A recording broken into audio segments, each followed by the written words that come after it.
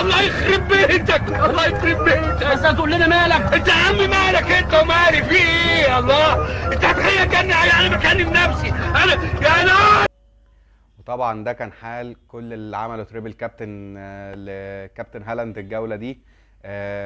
يعني بعد كمان ما في بدايه الماتش في اول 5 دقايق كده لقيناه جاب جون وحسينا قلنا خلاص هالاند هيكسر الدنيا وهيندم كل اللي ما عملش تريبل كابتن ليه الجوله دي. لكن الاخ هالاند بيقعد طول الماتش عمال يضيع في فرص ويضيع في جوان محققه كمان، وفي الاخر يطلع ب6 بونت وكمان ما ياخدش بونص. حقهم بصراحه ان هم ما يدلوش بونص، واحد قاعد طول الماتش يضيع في كور ما بيعملش اي حاجه غير كده. فعندنا لو جينا نبص على واحد زي الكابتن وود، الكابتن خشبه العظيم، جايب لنا 12 نقطه او 13 نقطه تقريبا. كابتن بوينمو جايب 15 نقطه. فبصراحه يعني يا بخت كل اللي خد الريسك وكابتن اي حد غير هالاند الجوله دي، مع اني بصراحه مش عارف جالهم قلب منين ان هم يسيبوا هالاند قدام ساوثهامبتون اللي هو من اضعف الفرق الدفاعيه السنه دي ويروحوا يكابتنوا حد تاني. بس بصراحه عاش.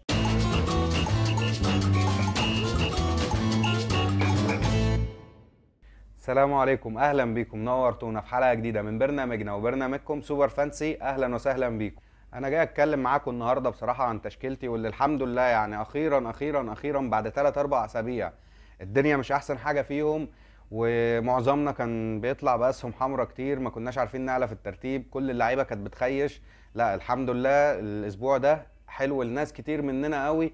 وكمان هستناكم يعني تنزلوا تكتبوا لي في الكومنتات جبتوا كام نقطه وباقي لكم كام لاعب في الجوله، وان شاء الله ربنا يوفق الجميع في الجوله دي ونطلع كلنا كده مرضيين. انا بالنسبه لي جبت لغايه دلوقتي في الجوله 61 نقطه الحمد لله. يعني كنت هجيب اكتر من كده بكتير وهوضح لكم دلوقتي ازاي الكلام ده.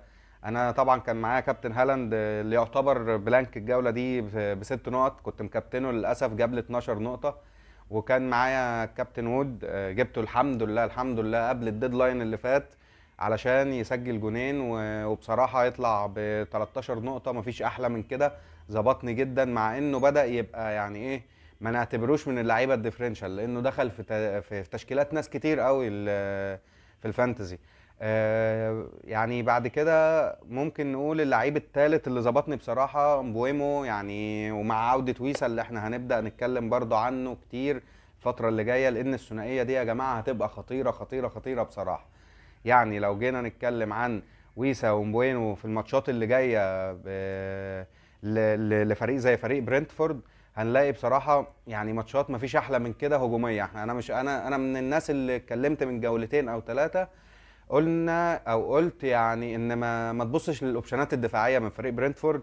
في ناس كانوا راحوا بصراحه مع يعني لعيبه دفاعيه من برنتفورد وظبطت معاهم شويه في ماتش من الماتشين اللي فاتوا، لكن ما برشحش حاجه زي دي. احنا بالنسبه لنا نبص على لعيبه هجوميه من فريق زي برنتفورد احسن بكتير قوي من اننا نبص على اي اوبشن دفاعي منهم. فثنائيه مبويمو وويسا لا هتبقى بصراحه الفتره اللي جايه دي، مش هبقى ببالغ لو قلت لك فاكر زمان لما كان كلنا معتمد على ثنائيه كين وسون، هي هتبقى زيها مبويمو وويسا. فان شاء الله بالنسبه للماتشات اللي جايه دي، يعني لو جينا نبص على الماتشات اللي جايه للفريق برنتفورد هنلاقي ان هم هيلعبوا الماتش اللي جاي فولهام، الماتش اللي بعده بورنموث، الماتش اللي بعده ايفرتون، الماتش اللي بعده ليستر. يعني بصراحه كميه ماتشات سهله مفيش احلى من كده. فان انت تعتمد على لعيب زي مبويمو وكمان ويسا زي ما اتكلمنا، ده هيكون حاجه كويسه جدا الفتره اللي جايه. وكمان مبويمو اساسا ما بقاش يعتبر برده من اللعيبه الديفرنشال لانه بقى لعيب تمبلت ويعتبر في معظم تشكيلات المدربين السنه دي. لو جينا نبص على اللعيبه بقى اللي معايا تاني، كان معايا طبعا جفارديول من السيتي جاب لي 9 نقط، والحمد لله اتكلمنا على جفارديول من جولتين او 3 وقلنا ان لازم اللعيب يكون في تشكيلتك. انا كان عندي ريكو لويس بصراحه يعني دبل دفاع من مانشستر سيتي قبل الجوله دي، بس ما حبيتش ان انا اكمل بيه. يعني قلت ان فودن هينزل وهيكسر الدنيا وهيعمل شغل عالي، وده قدام ساوثهامبتون وده الناس عامله تريبل كابتن لهالاند، ففودن نقول ممكن يجيب اسيست ولا اسيستين منهم لو ده حصل. فبصراحه حبيت اخد الكفر الهجومي اللي من مانشستر سيتي اللي هو فودن، بس للاسف طبعا طلع بلانك وضيع هجمه كمان. يعني هالاند ضيع عليه اسيست كمان في اخر الماتش، كان اسيست فودن. كانت الناس اللي عامله كابتن لهالاند او تريبل كابتن لهالاند كانت هتفرح والناس اللي كان معاها فودن برضو كانت هتنبسط جدا بصراحه. بس هنعمل ايه بقى، منه لله الكابتن هالاند اللي عمل فينا كلنا كده. دي بالنسبه بصراحه للعيبه اللي ظبطتني الجوله دي، كان هو جفارديول ومبويمو واللعيبه اللي كانت بصراحه ممكن تعمل معايا برضو نقط حلوه قوي قوي قوي، وكانت هتعليني في الترتيب جامد، وبصراحه كانت هتعمل معايا فوق الصح. كان باو توريس من استون فيلا، واللي دخل فيهم الجون في الدقيقه 97، يعني الماتش خلاص بيخلص وكل الناس مروحه، وفجاه يضيع الكلين شيت في الدقيقه 96. يعني ده حرام ولا مش حرام؟ لا. وكمان بقى يعني المفارقه العجيبه ان انا معايا مين؟ معايا روبرتسون، اللي هو يعني برضو الجون جاي في اخر ثانيه في الماتش، لعيب طالع الوقت كله، الماتش كله فريق فولهام يعني بيأدي كويس، مفيش هجمات برضو كتيره قوي، سيمينيو يعني ما عملش شغل كتير قوي الماتش ده، لكن سبحان الله هو في اخر ثانيه لازم يجي الجون ينكد على كل الناس اللي معاها روبرتسون او معاها دفاع من فولهام. بس مفيش مشكله، يعني هو طلع لي بنقطتين. وجدول ماتشات فولهام يعني الفتره اللي جايه برضو نوعا ما هيكون كويس، انا جايبه بصراحه عشان لو ما طلعش بكلين شيت ممكن يعمل لي ارترنات هجوميه ولا حاجه، وخصوصا بعد زياده تالق راؤول خيمينيز، وانا مش معايا راؤول. فدي من الحاجات اللي انا بصراحه يعني كنت حاسس ان هي هتبقى ريسكات حلوه الجوله دي، بس للاسف يعني مش هقدر اقول ما توفقتش فيها، لان زي ما انا ما كنت عامل حسابي على ان فعلا فرقتين زي دول استون فيلا وفولهام هيطلعوا بكلين شيت، لا يعني الماتش الاخر ثانيه يعني الماتشين لاخر ثانيه فعلا كان الكلين شيت مضمون، وكانت نقطي معديه جدا. يعني انا دلوقتي معايا 61 نقطه، بس احنا بنصور الحلقه في وقت ماتش تشيلسي، فانا محسوب لي نقطه يعني لسانشيز عشان الماتش لسه بادئ، ومحسوب لي نقطه لبالمر. يعني انا كنت جايب 59 نقطه بعد تاني يوم من الجوله. النقطتين دول، اللاعبين دول لو كانوا طلعوا لي بكلين شيت اللي هو باو توريس وروبرتسون بصراحه كانوا هيفرقوا معايا جدا. بقيه اللعيبه اللي عندي كان ماكنل طبعا طلع لي بلانك للاسف. فضلت ان انا العبه عن سولانكي اللي زهقني بصراحه وخنقني الماتش اللي فات وخلاني يعني بدات افكر ان انا ابيعه. حتى الجوله دي بقول لكم انا مقعده دكه. بس ان شاء الله يعني بقيه الفرقه بالنسبه لي اللي هم بالمر او سانشيز او جونسون، كمان نسيت اقول لكم ان انا معايا جونسون وبيلعب برده دلوقتي. دول الثلاث لعيبه اللي فاضلين عندي في التشكيله، وانا دلوقتي يعني بالنقطه لكل واحد فيهم لان الماتش لسه بادئ. انا معايا دلوقتي 61 نقطه. الحمد لله جبت اسهم خضراء برضو لغايه دلوقتي، مع اني خايف من الماتشات بتاعه النهارده وبالذات ابو مكه، يعني طبعا نسبه ملكيته عاليه. ربنا يستر وما يزعلنيش قوي في الرانك. انا دلوقتي يعني ترتيبي رجع لل 180 الف اللي كنت عليها يعتبر من جولتين ثلاثه اول ما بدانا هنا مع بعض في القناه.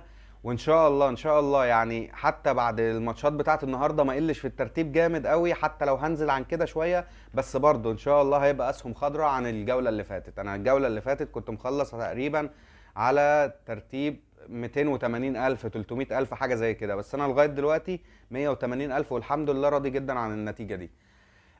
بالنسبه بقى لو جينا نتكلم عن تشكيلتي للجوله الجايه وانا بفكر اعمل ايه، بصراحه يعني في لعيبه يا جدعان لازم ان احنا نبدا نفكر فيهم.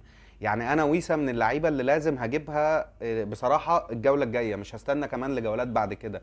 انا بالنسبه لي كنت بفكر في راؤول خيمينيز، لكن بعد رجوع ويسا والفورمه اللي بدأ بيها وشفناه بيها الماتش اللي فات وماتشات كمان برنتفورد، لا بصراحة يعني بدأت يعني أرجع بفكري شوية في موضوع خيمينيز ده.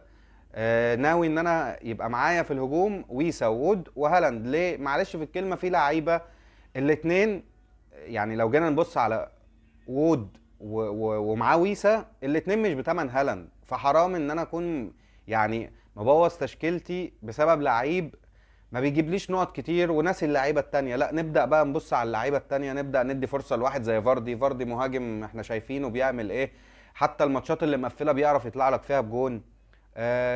فبالنسبه لي انا الحقيقه يعني بفكر ان انا الماتش الجوله اللي جايه يكون معايا وود وويسا على الاقل مع هالاند في الهجوم. غير ان انا الحمد لله لما بعت صلاح وساكا طبعا عشان الاصابه بتاعته بدأ يبقى معايا مرونة شوية في التشكيل، وبدأ يبقى معايا بادجت اعرف اظبط بيها الدنيا زي ما انا عايز. يعني انا في خط النص عندي فودن وجونسون ومبويمو وبالمر وماكنيل. الحقيقة ان انا كنت هجيب بدل فودن كنت هجيب ماديسون، بس بصراحة قلقت من النقطة بتاعت ان فودن ينفجر في الماتش زي ساوثهامبتون، والماتش كان معطيات كتير قوي تقول لنا ان ده ممكن يحصل. وشفنا فعلا هالاند مضيع 3 4 تجوان في الماتش ده. لكن ده بالنسبه لخط النص. بالنسبه بقى لخط الدفاع معايا كان معايا روبرتسون، واللي ما توفقتش برضو ان انا جبته، وكنت عايز اجيب بداله ايت نوري اللي جاب جون. اي نعم ضاع الكلين شيت، بس ايت نوري جاب جون في اخر الماتش وظبط كل ملاكه. اللي خلاني بصراحه كنت افضل روبرتسون عن ايت نوري، مع ان ايت نوري ماتشاته احسن كمان واسهل، لكن اللي خلاني افضل روبرتسون ان انا معيش راؤول خيمينيز. وروبرتسون قلت ان هو ممكن يعني ايه يعمل اسيست، اللعيب بيزيد هجوميا كتير. ده اللي فعلا كان مخليني افضل روبرتسون عن يعني ايت نوري. بس مفيش مشكله برضو، يعني ماتشات فولهام نوعا ما سهله. روبرتسون برضو احنا عارفين ان هو بيزيد هجوميا. الماتش اللي جاي هيقابله برنتفورد، وانتوا عارفين قلنا فريق برنتفورد فريق ممتاز هجوميا، لكن بالنسبه لانه دفاعيا فهم مش احسن حاجه. فانا ممكن بصراحه اعتمد على روبرتسون برضو الكام جوله اللي جايين، عشان في تغييرات اولى منه حابب ان انا اعملها. لو جينا نبص على ماتشات روبرتسون كده مع بعض دلوقتي يا شباب، هنلاقي ان برنتفورد الماتش الجاي، بعدها كريستال بالاس، بعدها وولف. فماتشات كلها حلوه وماتشات كلها سهله.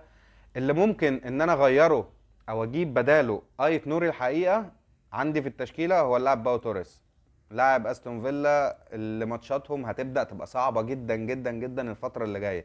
يعني لو جينا نتكلم كده عن استون فيلا هتلاعب مين في الاربع جولات الجايين مثلا، هنلاقيهم ان هم هيلعبوا توتنهام، هنلاقيهم ان هم هيلعبوا ليفربول، هيلعبوا بعدها كريستال بالاس. ممكن يجي في الماتش ده كلين شيت وكل حاجه، لكن بعدها هيرجعوا تاني يلعبوا تشيلسي، بعدها هيلعبوا برنتفورد اللي احنا قلنا ان هو قوي هجوميا. فالكلين شيت بالنسبه لاستون فيلا بصراحه الماتشات اللي جايه مش مضمون، وده اللي عشانه هبدا افكر ان انا اجيب ايت نوري مكان باو توريس. هتقول لي طب انت هتجيب ايت نوري ازاي مكان باو توريس وهتجيب ويسا وهو مش عندك في التشكيله وهتعمل تغييرتين؟ هل انت هتعمل سالب ولا معاك تغييرتين مجانيتين؟ لا، انا الحقيقه بفكر ان انا التغييرتين دول اعملهم يعني تغيير هيبقى فري وتغيير هيبقى بالماينس. بس يعني مش ده الاكيد. انا الاكيد بالنسبه لي اول تغييره هعملها هي تغييره ويسا، مع انه مكان سولانكي، وسولانكي يعني فريق زي توتنهام ولسه مش مصاب والماتش الجاي قدام استون فيلا فممكن يعني يجيب اجوان. لكن الاحسن اللي انا شايفه بصراحه لا، ويسا احسن بكتير من سولانكي وهيفيدني كتير، وخصوصا ان انا عندي كفر من توتنهام. يعني انا عندي جونسون، وممكن كمان لو حبيت بعد جوله ولا جولتين اغير فودن بماديسون او اغير فودن بسون. فده اللي انا ميال لي اكتر بصراحه، ان انا اجيب ويسا مكان سولانكي. وممكن بدل ما العب باو توريس الجوله اللي جايه، ممكن بفكر حتى بدل ما انا مبيعه بالسالب العب كين لاعب ايفرتون، اللي طبعا برضو ممكن يطلعوا عادي جدا بكلين شيت بالنسبه لفريق ايفرتون لما هيجي يلعب ساوثهامبتون. فالماتش برضو مش هيبقى صعب قوي على ايفرتون. فبصراحه يعني لولا ان احنا عارفين ان السالب حرام يا جدعان وممنوع نهائيا في لعبه الفانسي، كان زماني بصراحه جبت ايت نوري ولعبت بيه الجوله اللي جايه. فانت لو ما عندكش تغييرات مهمه في مراكز مهمه في خط النص او في الهجوم ومعكش ايت نوري، لا انصحك برضو ان انت تروح تجيب ايت نوري. وبالنسبه بقى لحراسه المرمى انا معايا فيها سانشيز. اي نعم هو بقاله جولتين ما بيطلعش كلين شيت فريق تشيلسي، لكن الحقيقه يعني ان سانشيز كان مظبطني وكانت صفقه كويسه بصراحه، جبتها في الوايلد كارد، جابت لي شويه نقط حلوه واستفدت بيها. لو جيت ابص على الماتشات بتاعته هلاقي ان عنده الماتش اللي جاي يعني مانشستر، عنده ارسنال، فرق يعني كويسه وكل حاجه هجوميا، وممكن يخسروا الكلين شيت. بس زي ما انا ما قلت لكم، انا لما جبت سانشيز معتمد عليه في التصديات اللي بيعملها في الماتشات اللي مش هيجيب فيها كلين شيت. فانا بالنسبه لي كمان ما بحبش حته التغييره في مركز حراسه المرمى وضيع لي قصدي يعني تغييره فري على الفاضي في حارس. ومع العلم انك اي حارس ممكن تجيبه ايا كان هو مين، ولو حتى لو عنده ماتش سهل جدا جدا ممكن اي كوره تيجي فيه جون، يعني ممكن ضربه جزاء بالصدفه. فحته الكلين شيت قوي للحارس مش مضمونه. احنا بنتكلم كتير في الخيارات الدفاعيه، هتقول لي طب ما هي نفس الحكايه، اي مدافع لما هيضيع منه الكلين شيت بقى يبقى كده خلاص مش لازم نشغل دماغنا بالدفاع. انت لسه بتقول هاتوا ايت نوري واستثمروا فيه والكلام ده. لا، اقول لك المدافع غير الحارس مهما كان. معلش في الكلمه، ايت نوري الماتش اللي فات خسروا الكلين شيت نادي وولف، لكن عمل ايه؟ الراجل عمل جون وظبط الدنيا وطلع لكل الناس اللي معاها ايت نوري ب6 نقط زي الفل، مفيش احسن منه. فده اللي بيخلينا نتكلم ونهتم بالدفاع حتى بالتغييرات اللي في المدافعين اكتر من الحراس. فده اللي كان يعني يخص موضوع حراسة المرمى بصراحة، واللي كنت عايز يعني اكلمكم فيه. وان شاء الله بالنسبة لنا احنا يعني احنا ناويين ننزل حلقة جديدة الاسبوع اللي قبل بداية الاسبوع اللي جاي، هتكون فيها يعني برضو نصايح واحسن اللعيبة اللي احنا نبدأ نفكر فيهم، واحسن اللعيبة اللي احنا لازم نشتريهم او نعمل لهم خطة كده زمنية ان احنا ازاي ندخلهم في فرقنا. في لعيبة يا جدعان مهمة جدا لازم تكون في كل فرقنا من وجهة نظري. يعني عندك لاعب زي مبويمو، لاعب زي كريس وود، لغايه لما برضو نحس ان فورمته بدات تقل، مع ان اللاعب جبار جبار حقيقي بمعنى الكلمه في الفتره اللي فاتت. لاعب مثلا زي برضه هقول لك راؤول خيمينيز، لو بتفكر فيه لا روح اخطفه عادي، هو لسه اللاعب هيجيب الفتره اللي جايه شويه اجوان حلوين. لاعب مثلا زي كونيا، لاعب زي لارسون لعيبه وولف، اللعيبه دي كلها لازم كده ايه نروح نجيبها ونخطفها قبل ما تبدا تنفجر، ونلاقي ان احنا ايه ما خدناش النقط بتوعها. زي مين؟ زي مبويمو وود. في ناس اعتمدت على ان ايه، لا مبويمو ايه هي جاب جون الماتش ده واللي فات واللي قبله، خلاص مش هيفضل مكمل على الاداء ده. لا، واحنا شفنا الراجل بصراحه يعني لما لقيناه اصلا بلانك وكانت في جوله وحشه ومش احسن حاجه، مفيش حد فينا زعل منه. ليه؟ الراجل عامل اداء محترم طول الموسم، يعني هنزعل منه على ايه وهو كل ماتش حرفيا بيظبطنا بجون، جون واسيست، جونين زي الماتش اللي فات، وكمان حظه ماشي والفورمه بتاعته حلوه. فليه بقى ما نجيبش لاعب زي ده؟ فانصح كل اللي معهوش يعني براين مبويمو من غير ما تستنى نصيحتي، المفروض تكون رحت جبته. لعيب زي وود، لعيب زي ما قلنا زي راؤول خيمينيز. لعيب تاني كنا اتكلمنا عليه في المدافعين او بالنسبه للخيارات الدفاعيه في فريق زي فريق ابسويتش تاون، اللاعب ديفيز قلنا برضو عليه. اي نعم ابسويتش عماله بتخسر الكلين شيت، بس يعني لما بنتكلم كده عن لعيب بنبقى باصين لانه ايه ممكن يعمل لقطه هجوميه حلوه، يعمل اسيست، يجيب جون. كنا الحمد لله الحمد لله احنا من اول الناس اللي اتكلمنا في موضوع مين؟ ديفيز، وفي موضوع ايت نوري، وفي موضوع جفارديول. اتكلمنا على جفارديول كتير وقلنا ان حتى اللي بيفاضل بين جفارديول وريكو لويس، لا تعالى على نفسك شويه في السعر وادفع في جفارديول، هيفيدك بصراحه كتير احسن من ريكو لويس. فزي ما قلنا ان شاء الله هنعمل حلقه جايه قريب قبل بدايه الديدلاين، هنعمل فيها تشكيله وايلد كارد، هنعمل فيها زي ما قلنا نصايح للجوله بين مين هم اكتر اللعيبه اللي لازم نفكر فيها ونشتريها، ومين هم اكتر اللعيبه يعني اللي برضو لازم نفكر في اننا نبيعهم. اتمنى ان الحلقه الخفيفه دي تكون عجبتكم، واتمنى ان انتوا تدعموني بلايك واشتراك في القناه، وتدعموا كده القناه عشان كل فيديوهاتنا لما تنزل توصل لكم اول باول، ونصايحنا توصل لاكبر قدر من الناس واكبر عدد من الناس. واتمنى يعني ان انا اشوفكم بخير الحلقه الجايه. سلام.